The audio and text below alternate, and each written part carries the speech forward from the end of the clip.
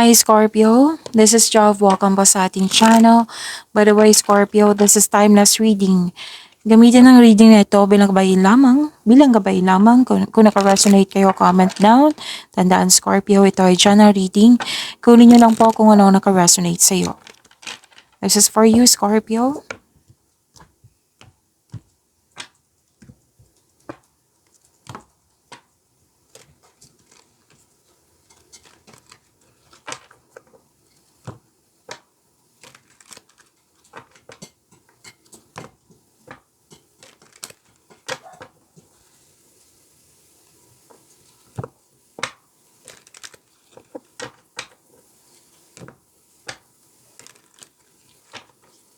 Para po ito sa iyo, Scorpio.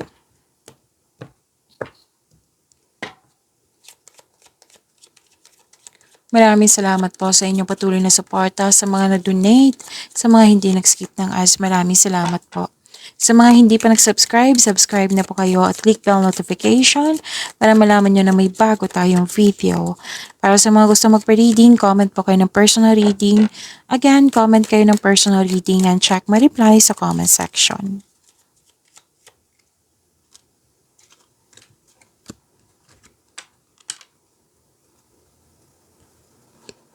Okay. May companion, sinumahan kayo ng favorite person mo, na napatunayan niya sa iyo na very loyal siya sa iyo, supportive siya sa iyo, or pwede din na may bago kayong kasamahan or bagong kaibigan. Pwede din na may bago kayong gamit or bagong pet. Oo.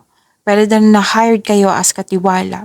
Nakikita ko rin dito na may dumating na opportunity sa inyo na bibigyan mo ito ng best decision and best choice.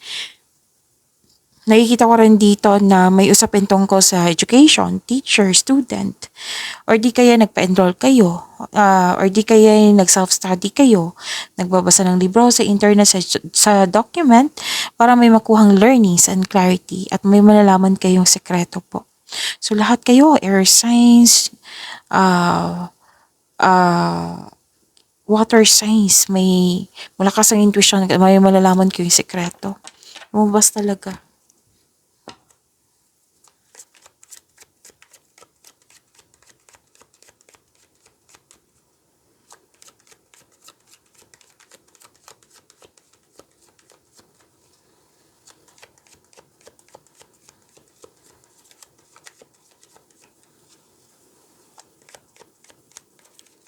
Energy po ni Scorpio.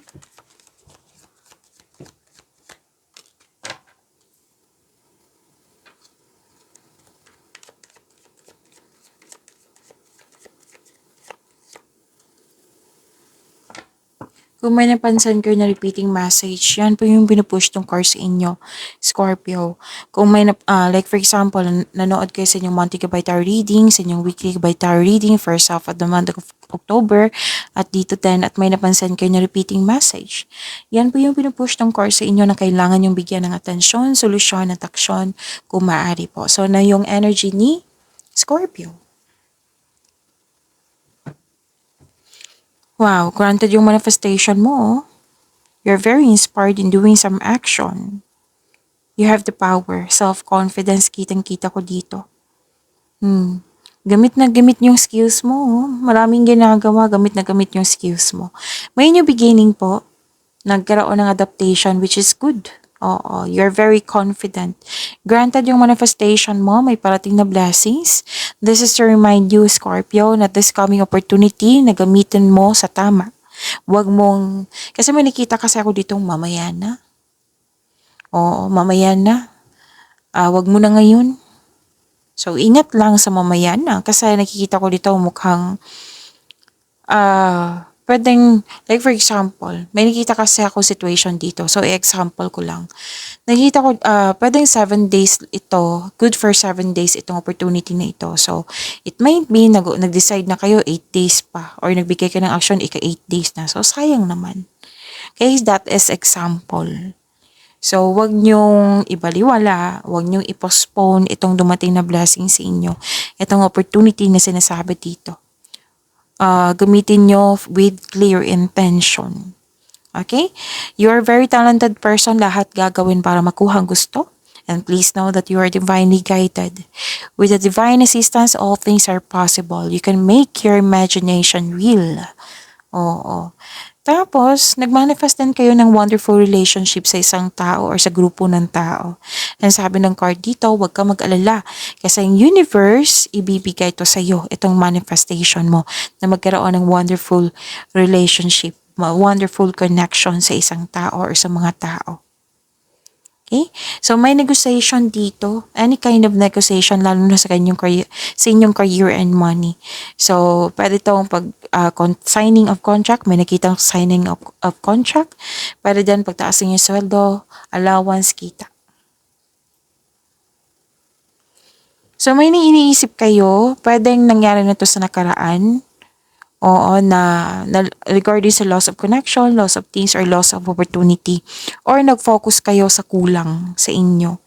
So, wag niyong hayaan na mag-create kayo ng blockages kasi blockages to eh.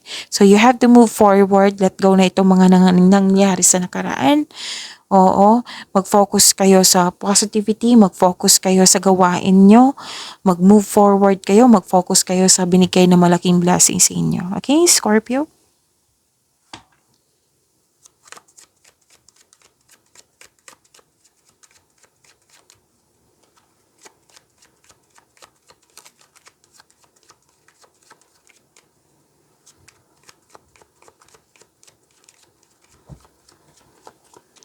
Career and money ni Scorpio.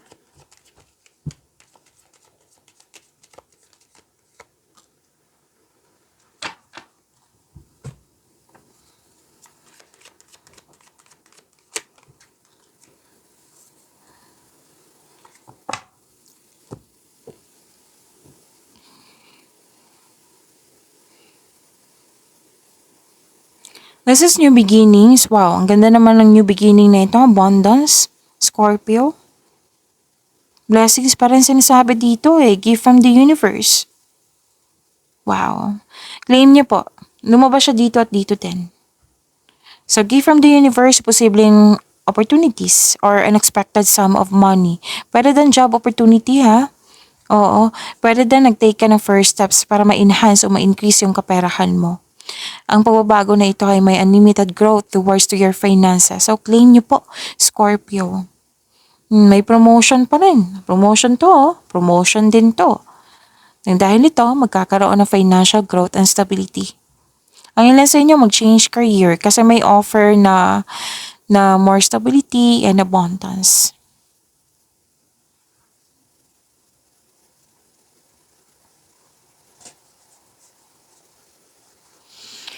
Okay, nanindigan kayo sa inyong desisyon. Naging honest kayo sa inyong sarili, nanindigan kayo sa inyong desisyon. Panahon na para umaksyon kung alam mong nasa tama ka. So, this is katapangan at confidence.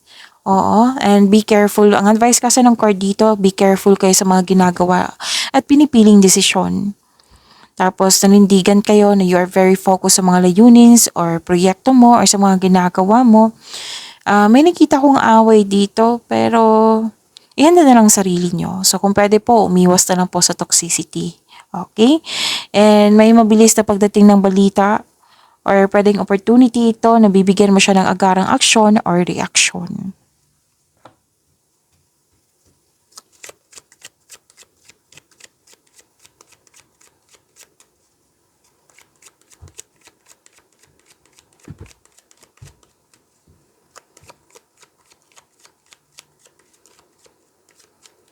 Love life, self-love, partnership, and romance ni Scorpio. May nagsabi sa akin ngayon, Capricorn. Baka iniisip nyo Capricorn or iniisip kayo ni Capricorn.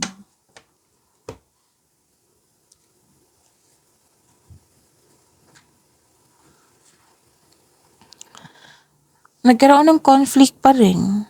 Conflict. May argument kasi ako nakikita dito. Pwede nangyari na to sa nakaraan or nang mangyayari ngayon. So, sana'y maiwasan nyo to or ma-overcome nyo po ito. Pwede din hindi to sa pag-ibig lang ha. Like sa partner nyo.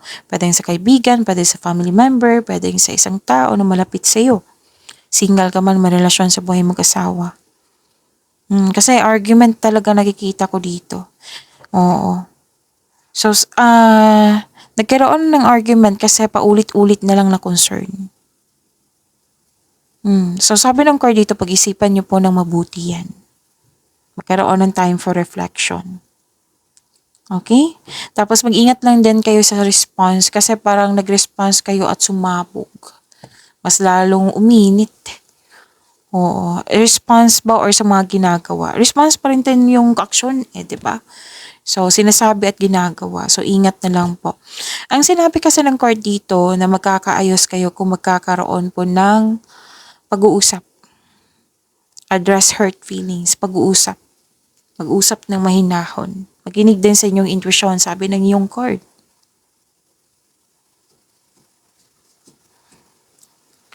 At nakikita ko dito na may celebration kasi may natapos, may tagumpay. Oo. Matibay ang inyong relasyon. Maaaring may date kayo after ng masalimuot na di pagkakaunawaan ng kahapon. Sa mga single ito, handa na kayong pumasok sa buhay ng pag-ibig. Pagyamanin niyo po yung blessings na binigay sa inyo, Scorpio. See you tomorrow. Maraming salamat.